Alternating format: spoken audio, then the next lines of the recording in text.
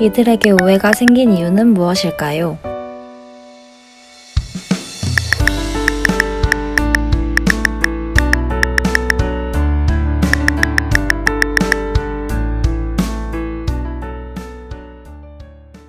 애인은 한국에서 말 그대로 사랑하는 사람이나 애인을 의미하고 중국에서는 배우자, 그리고 일본에서는 내연녀나 내연남 등 불륜을 일으킨 사람을 의미합니다. 같은 한자의 어원을 둔 단어임에도 불구하고 이렇듯 다양한 의미를 가지는 경우가 있습니다. 같은 한자를 보고도 서로 다르게 해석한다니 참 신기하죠? 이렇듯 한국, 중국, 일본 3국은 예로부터 근접한 지리적 조건을 바탕으로 공통적으로 한자를 사용해 왔으면서도 각 나라가 다르게 발전시켜 왔습니다. 비단 한자뿐만 아니라 여러 분야에서 한국, 중국, 일본은 비슷하면서도 다른 문화를 발전시켜 왔습니다.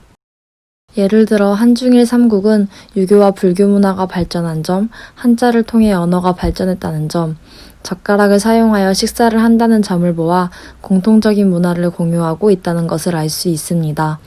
하지만 각각을 좀 더 세세하게 살펴보면 각 나라 특색에 맞게 바꾸어 미묘하게 다르다는 것을 금방 알 수 있죠. 좀 더 구체적으로 살펴볼까요? 먼저 언어입니다. 앞에 한중일 세 친구들이 애인이라는 단어를 가지고 오해를 했던 것처럼 같은 한자를 쓰더라도 뜻이 달라지는 단어가 있는데요. 바로 소심이라는 단어입니다. 소심은 한국과 일본에서 소심하다라는 의미로 사용하지만 중국에서는 조심하다라는 의미로 사용됩니다.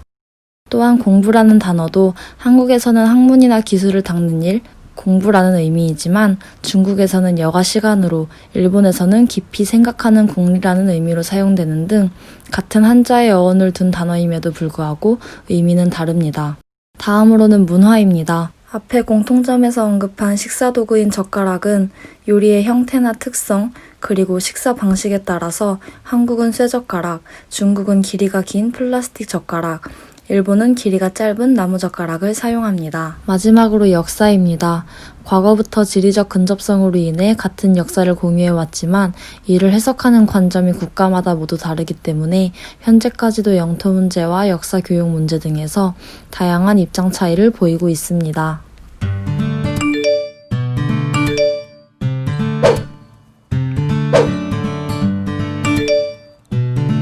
앞선 대화에 나온 세 명은 같은 애인이라는 단어를 두고서도 서로 다르게 인식하여 오해를 불러일으키고 말았죠. 사실 이 세 명은 각 나라 한국, 중국, 일본을 의미합니다. 과거부터 같은 문제도 다르게 바라보아 갈등을 이어가고 있는 상황을 앞선 대화에서 비유적으로 표현하였습니다. 실제로 3국의 인식 조사를 보면 아직 서로에 대한 인식이 마냥 긍정적이진 않다는 것을 알 수 있습니다. 한일관계 조사 그래프를 먼저 보면 서로에 대한 인상이 좋지 않다는 것을 금방 알 수 있죠. 중일관계에 관한 조사를 보아도 비슷합니다. 시기마다 안보 상황이 바뀌기에 오차 범위를 생각한다고 하더라도 서로에 대한 인상이 대체로 좋지 않은 편임을 알 수 있습니다. 그렇다면 3국의 협력에 대한 필요성을 조사한 결과를 보면 어떨까요? 한일관계의 중요성에 대해 한국과 일본 모두 중요하게 생각한다는 것을 알 수 있습니다. 또한 중일관계의 중요성, 더불어 한중관계 개선에 대한 인식조사 결과를 보아도 협력에 관하여서는 긍정적으로 평가하고 있다는 것을 알 수 있습니다. 결국 3국 모두 협력을 해야 한다는 그 필요성을 인지하고 있는 것입니다. 비단 안보협력뿐만 아니라 비전통적 안보 위협이라고 볼 수 있는 테러나 국내 분쟁, 기후변화와 같은 환경 변화, 코로나19와 같은 감염병 등 점차 피해가 대규모화되고 초국가적 특성을 갖게 된 사안들이 늘어남에 따라 국가 간 협력은 이제 필수적인 선택지가 되었습니다. 그렇다면 현재 3국은 어디에 놓여 있을까요? 그 협력의 길로 나아가고 있을까요? 아니면 그 반대의 길로 가고 있을까요? 가끔 여러 논란들로 인해 속도가 더디긴 하지만 우리는 협력의 길로 나아가고 있는 중입니다.